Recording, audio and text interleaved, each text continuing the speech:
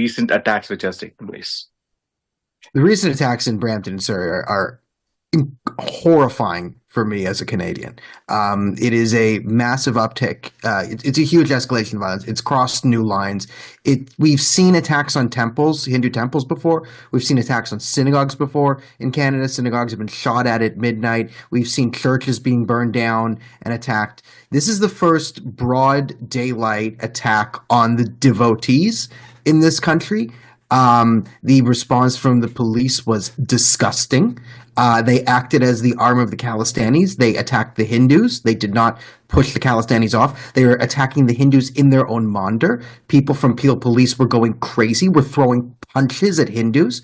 And it's Kristallnacht for Hindus in Canada. This was utterly preventable. We saw this coming. Panoon and Sikhs for Justice were screaming that they were going to do this. They were advocating for violence against Hindus on Diwali, for celebrating Diwali. To be fair to Panoon, he claimed he wasn't being violent. He said, ask Hindus nicely to stop being Hindus, stop celebrating Diwali, and then if they refuse and continue to exist, then you attack them.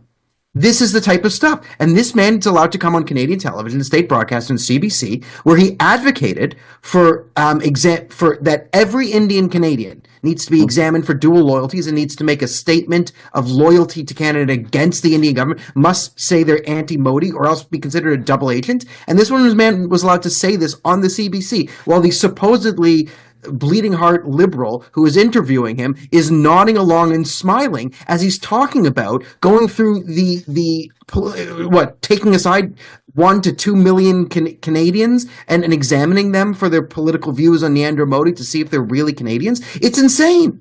It's absolutely insane. And then these people show up outside the mandirs, and the police can't push them off the mandir, can't say, oh, this is a temple. Get to the other side of the road now, you guys move. But they're tough enough to start punching Hindus because they know the Hindus won't punch back. But they know that if they start attacking the Khalistanis, well, then they're going to get whacked with some sticks, and that's a bit scary. So we see this all the time in Canada, where the police decide that they're going to enforce the law on the population that's more likely to listen to the law, to listen to reason. And it sets a terrible precedent. And this has been set for the last couple of years. The crazier and the more violent you are, the more you're allowed to get away with. And the more peaceful you are, the more law-abiding you are, the more you adhere to Canadian values, the more likely you are to get beaten up by lunatics. And then the even greater to your part is the more peaceful you are when the lunatics attack you, the more likely the police are to attack you. So this is the message being sent. There is no part of the Canadian government that our establishment has taken their side in any of this. They're making statements today. No one can name Khalistan. No one can name who the actual perpetrators are. People are being beat with Khalistani flags. The flags say Khalistan, and they were beaten on video.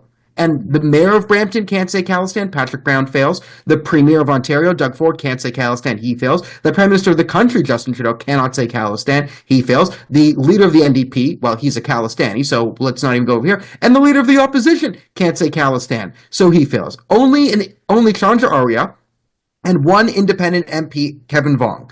Chandra Arya and Kevin Vong are the only two elected officials in this country out of the hundreds that were able to correctly determine who was the victim and who was the perpetrator in this attack that was caught on video. And it's disgusting as a Canadian. It's disgusting. Canada's a place where you should be able to worship freely. And it's every level of the establishment. The police, the Peel Police couldn't name the victims of the perpetrator.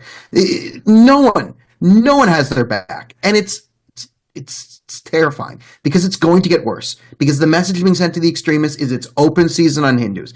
Absolute open season. Attack as many Hindus as you want and we'll arrest. For every Hindu you attack, we'll arrest one Hindu for you. That's the message being sent to the extremists, and they hear it loud and clear. So expect Panoon to celebrate, make another video, threaten to blow up some more airplanes, think of a new attack line, and then unleash his thugs on someone else.